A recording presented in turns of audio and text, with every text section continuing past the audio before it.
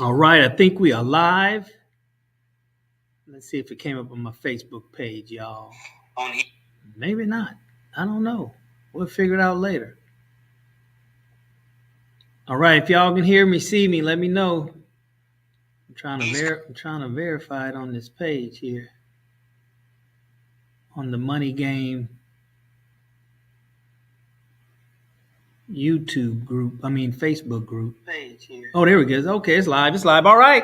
All right. All right. All right. Welcome, brothers and sisters. Welcome. If you're here, please leave. Let me know by entering something in the chat. I'll be able to see it. I'm using this new platform, OneStream. Been having it for a while, just never used it. Tried to use it the other day. And, first time is always, not always, but, trying something for the first time, you may leave out something, forget to do something. And I did that. I forgot to press the stream button. But brothers and sisters, I wanted to come on today, Saturday, and just talk about my book, The Money Game, so Black people can win and dominate. Talk a little bit about it, answer any questions you have. I'm going to do this on a regular basis because I'm excited about this book. I read a lot of self-help books, a lot of books on real estate, investing, and infinite banking, you name velocity banking, the whole 9 yards. Anything that has to do with personal financial empowerment, I'm reading about it, learning about it, implementing it into my life. And all that has gone into my first book, The Money Game, so Black people can win and dominate. It goes in deep in certain areas. In certain areas, it just pricks your conscience so that you can go out and do your own research. One of the things that I realized, brothers and sisters, on this 40-year plus journey is that it's all about discovery. It's not about, you buying a course, buying a book, getting a coach, getting a mentor, or whatever the case may be, and that's going to be the fix. That's going to be the do-it-all. These are stepping stones. These are stepping stones that you have to take. That's a stop on the way to your destination. I realize and I crystallize these ideas in my mind so it can be simplified for me to understand. I realized many years ago, the bigger your dream, the bigger your financial inspiration, the bigger anything is, the more pieces it has to that puzzle. If you don't want much, it might be a 50-piece puzzle. Easy to put that together. It's not hard. It's a pretty simple picture. But if you want something big, if you're trying to live to your full potential or maximizing your potential, you have these grandiose and aspirational ideas like I do about freedom and financial freedom, to just know the bigger the picture, the more pieces that it has and the deeper it will go. So if you understand that, like I've learned and come to understand that, brothers and sisters, then you're looking for pieces. You're looking for pieces in the puzzle. And as long as it's a piece to the puzzle and you know where it fits, then that's a good piece. That's the right piece. So it's not going to be a situation where it's, one piece or this is the next one. The next one is the next one to take you to the next step. And if you're very close to the end, then it can be probably your last few steps. But if it's big, if you know that you have a nice distance to go, a long way to go, then just know you have a whole lot of pieces. And who's teaching us? Who's guiding us? Who's giving us direction on how do you determine what pieces you need, where the pieces are, and how to obtain the pieces? That's why I believe that some of us, we have big ideas, just like you did and I did. We were children. We wanted to be an astronaut, and we wanted to be a basketball professional, and we wanted to be whatever it is. Even as we got older, I wanted to be a stockbroker. And by Allah's grace, I was able to become a stockbroker. But that wasn't a dream I had as a little boy. So we have these aspirations, we have these dreams, but who's going to guide us? So what happens is, in most cases, a large percentage, 80, 90% of us don't have coaches, don't have mentors. I'll probably say 95 or higher. Don't have coaches, don't have mentors to help us, to shorten our learning curve. to save us some time. Part of what the Money Game book talks about is your mindset, brothers and sisters. Your mindset. Your mindset as it pertains to money, the value of money, the importance of money, the purpose of money. One of the purposes of money is to allow you to understand, to know how to use it to save you some time, to buy you some time. That's what technology does. It buys you time. It saves you time. But many of us will hold on to a dollar and waste our time. It should be the other way around. See, it's a flip. Be quick to exchange your money to save you some time. Be quick to release your money, because it's about releasing it. Be quick to do that. Be happy to do it. Be looking for opportunity. Who can I give this money to? Whereas I'm getting in return more value than the dollar itself. The dollar is losing value every day, brothers and sisters.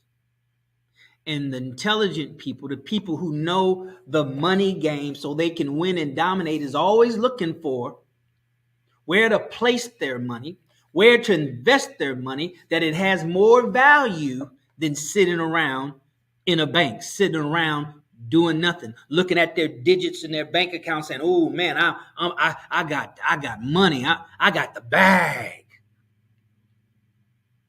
That's not their mentality. They're thinking I'm getting whatever it is, 0.5%, 1% in savings. If it's an investment account, a money market account, probably 3-4% or whatever. Inflation, they keep on telling us, is 4%, but we know inflation is higher than 4%. Groceries is higher than 4% inflation. College education is more than 4% inflation. Medical and health expenses more than 4% inflation. Water and gas and food is more than 4% inflation. I used to be a stockbroker, brothers and sisters. That's the number that they gave us to use in our analysis, in our, in projections and comparisons when we're talking to the consumer. We were the investor. They were the investor, but we're the investors if we're advising them on their investments. We're actually doing the investing for them. They're not truly, technically, investors. Technically they are, but they're not active. They're not involved. They're following our advice most of the time. So they're not pulling the trigger most of the time. Right? So we use that 4%. Knowing that it's more than 4%, but we use that in the industry, and they still use that today. Just it's been 4%. How can it be 4% constantly since the 40 and 50 years, past 40 and 50 years? How is that the case? Nothing stays constant like that.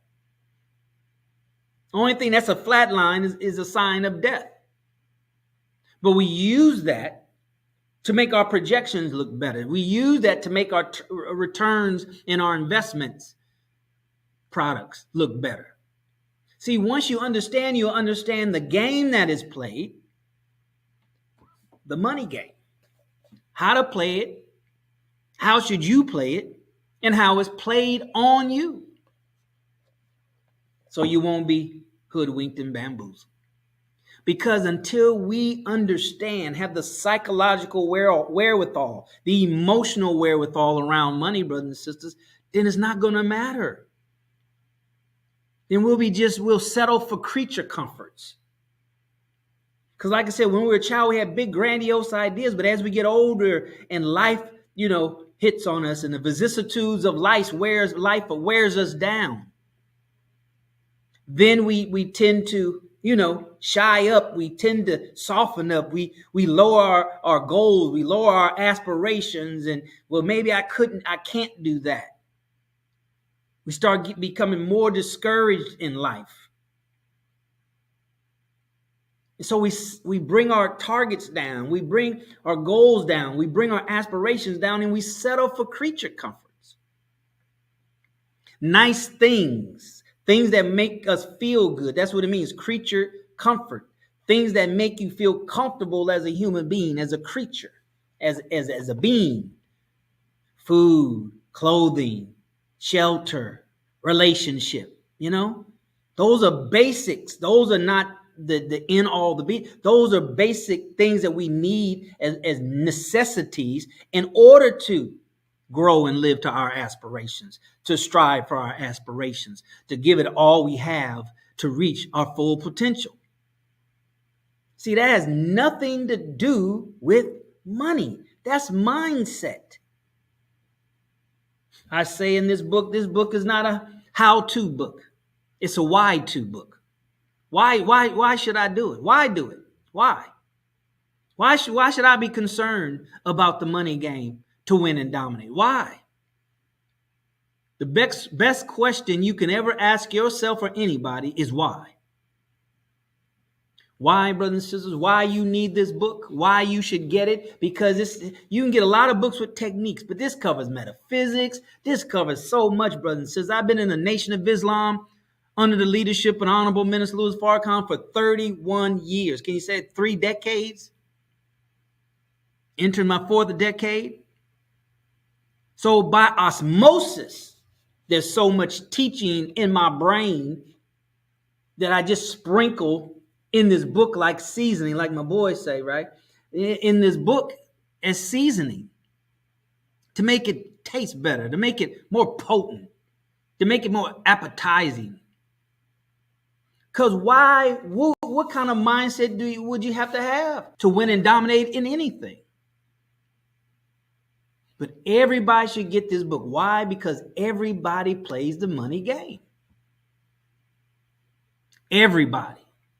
Everybody, Brother Darrell? Everybody. Did you hear what I said? Everybody.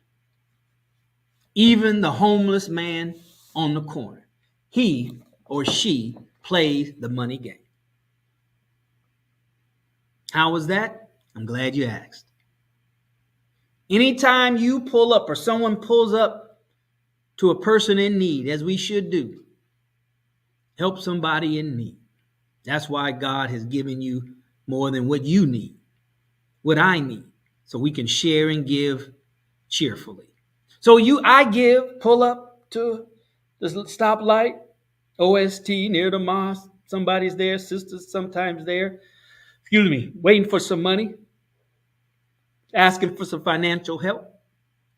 So I give it to her. The instant that he or she takes that money, they've just been activated in the money game. Just been activated in the money game. They may not know it, but those who know about the money game, they recognize that's just what happened. Now, so the difference is, since we all play the money game, anytime you touch money, have money, possess money, have it in your bank account, got it on your credit card, whatever it is, you have financial resources at your disposal. If you have that and you've never been zero broke, then you've always been in the money game. So now the question is, Darrell, how do you play the money game now since you have this money in your pocket? Let me see. Now since you have this money in your pocket, right? I can spend it any kind of way I want to. I can use it any kind of way I want to. I can give it away. How much of it I can give away? So the question is, what do you do with the money? What determines what you do with the money? What determines how you deploy that money? And what do you expect to get in return for that money?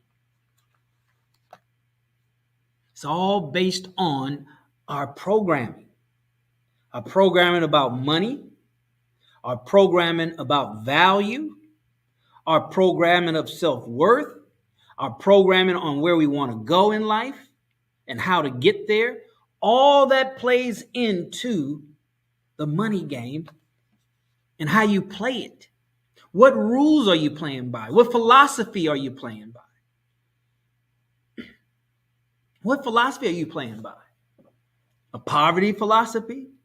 A philosophy of scarcity? A philosophy of fear? A philosophy of not understanding risk and reward? A philosophy of thinking that you're going to win coming out the gate? First time doing something, you just going to start winning. Right? Is it from a mentality of get rich quick? Is it from an understanding of knowing what's the difference between rich and wealthy? So that's in your head. That's in our brains. Unfortunately, here in America, the number one consumer country in the world, those of us who are born here, black people in America, so we can win and dominate. We were born into the largest consuming market in the world. Why else would everybody want to come here for prosperity? Because we spend money as if you don't want it. We spend money as if it's a bad thing, and we got trying to get rid of it like the plague, like the flu, like COVID. We just don't want it. We just try to get rid of it. Spend, just get rid of it. Whereas when COVID come, nobody, people didn't have money in the bank to survive. So the government had to give it to us. And when the government gave us money, they banked. They depended on you and I spending it. They wouldn't have given it if they didn't know for sure that we were going to give it right back. Because that's what's the rules, the unknown. These are rules in your head and my head about money that we don't know they exist unless somebody comes and gives us a contrarian idea, contrarian philosophy about money. And I go against all the things that you thought about money. I said money is not what you want. How you going to tell me you're playing a money game and that's not what we want? You got to get the book. If you want to go deeper, brothers and sisters, in your understanding of money, so that you can control money, you can be the master of money and make money your servant, then get my book. If there's yet things that you want to do financially for yourself, for your children, for your grandchildren, right? Don't give up on your dream. Because God wouldn't have given it to you if he didn't think that you can obtain it, get closer to it, right? Get other people involved to help you so it can be a team acquisition, team approach. If you want more, if you know that you deserve more, you know that you want to have more, and it evolves around money, which almost everything does, right? It requires more money. If you know that there's a way that you can make more money without spending more time, then it's all about the money game and how you play it. It's all about knowing how to think to play it to win and dominate. To win and dominate, brother. So this book is written by us, for us. FUBU, right? For us, by us. As I was putting the book together, and I started it years ago, but things happen, you stop. But the thing that really excelled me here recently is that I started looking at my life. I started assessing how blessed I've been as a black person in America, child of ex-slaves. See, when you really look at all that we've done, brothers and sisters, those of us, black Americans, let's call us that, so-called American Negroes, that's the thing that frightens our enemy. They've done everything, can do and continue to do everything to keep us down, and they can't do it. They can't do it. So I started looking back at my life, and I looked at how Allah has blessed me to do things just because I wanted to do it. I had the will to do it, right? Had the blessing of him to do it. And I stepped out there on faith and I did. Stockbroker for two major Wall Street firms. Who do you know that's a black stockbroker, now called financial advisor, and works for a major Wall Street firm, not a bank, major Wall Street firm? Not one, but two.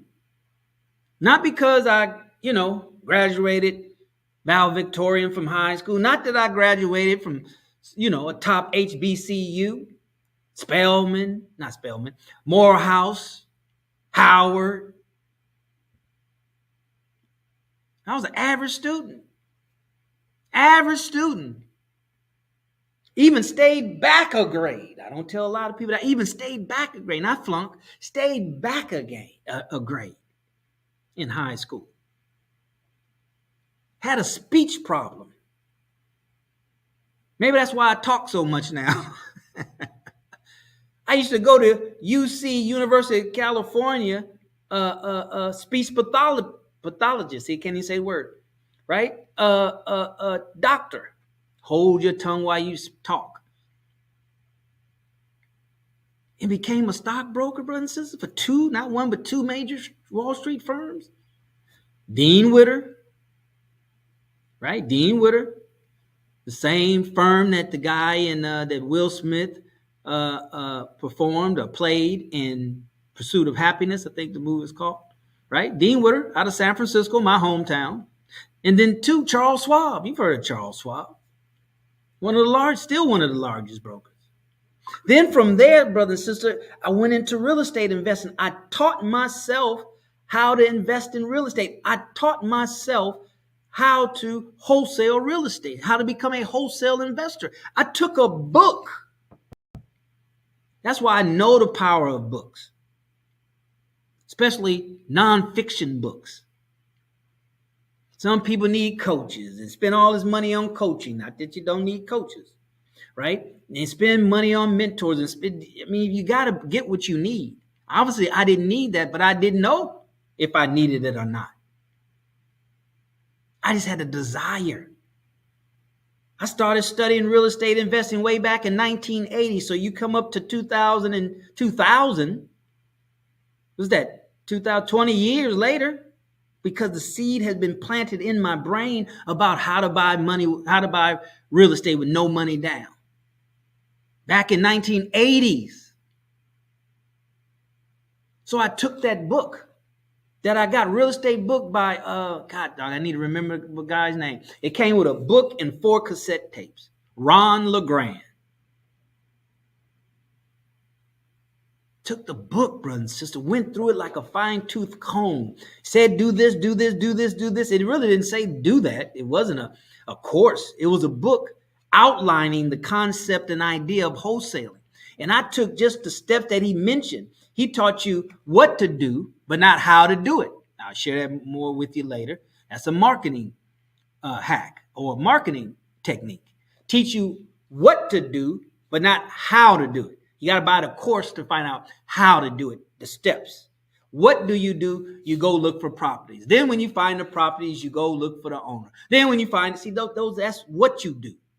So I took that, figured it out, and became a very, very successful wholesaler. To a point I even have a course, the secrets to wholesaling.com. To that point, I have a handful of students, not hundreds, because I'm not a guru. I'm just your brother.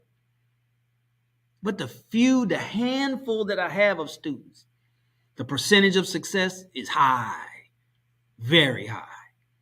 It contests to the information. So real estate investor, blew up, got my hat handed to me in the 2008. It washed me out, knocked me out the game, getting back in the game. So then I found out about the secret in 2008. I think it was 2008. The secret about the law of attraction. And that took me down that road. And I deep dive down there. Then all the years of my sales training, professional sales training. I went directly into sales right out of college in 1990. So all that is throughout this book, brothers and sisters. And then the teaching of Most Honorable Elijah Muhammad. Full and complete freedom. All that, not all of it. Because the one thing you learn, you understand when it comes to something like money, you can't exhaust it. So it's not about buying one book or the next book or another book. Yeah, because you can't exhaust it. You can't exhaust it. You're getting the information that'll shorten your learning curve, shorten the process so you can get to your goals faster. But more importantly, as I state in the book, it teaches you how to think about money.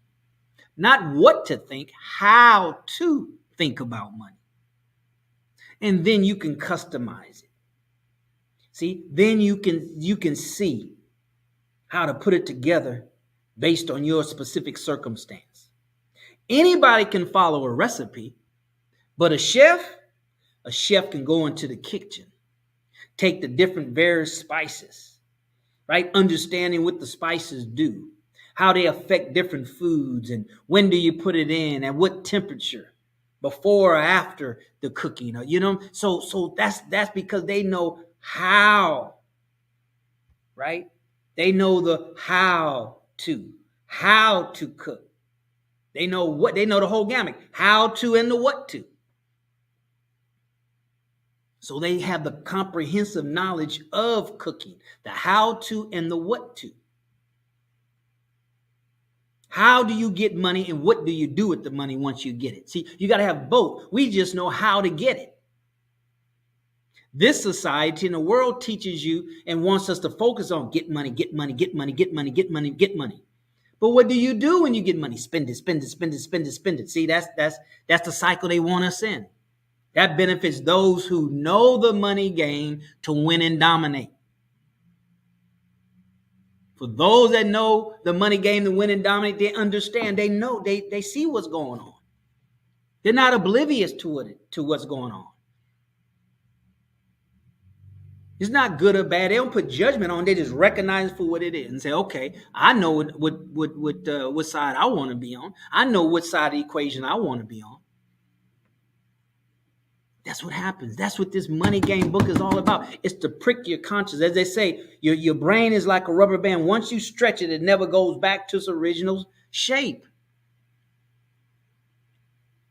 So you want information that's going to expand your thinking, expand your concept, excuse me, expand your comprehension to the point now where you can look at it from your vantage point, what's in your best interest, not at the expense of anybody else, what's in your best interest, and what's in the best interest of those you love, your family, your community.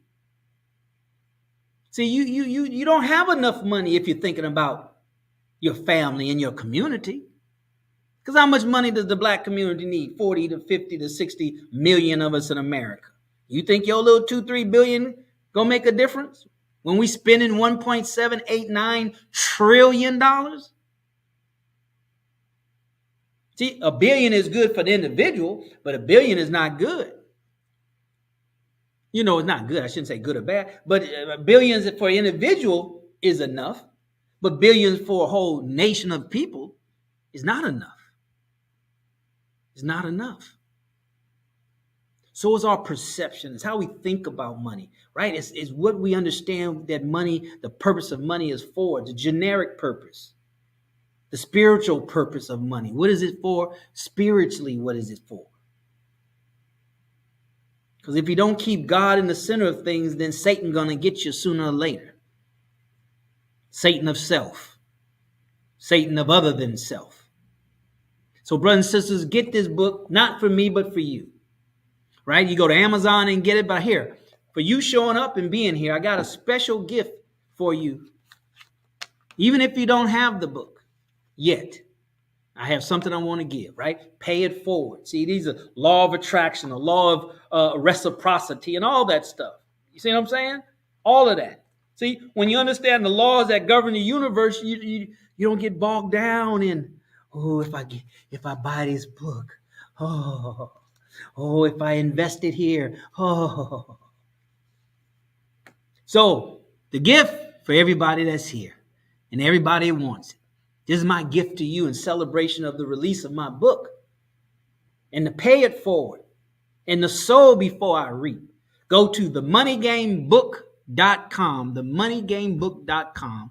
Get on my list. Just by giving me your name and email address, I'll give you a free gift. How about that? That talks about the money game.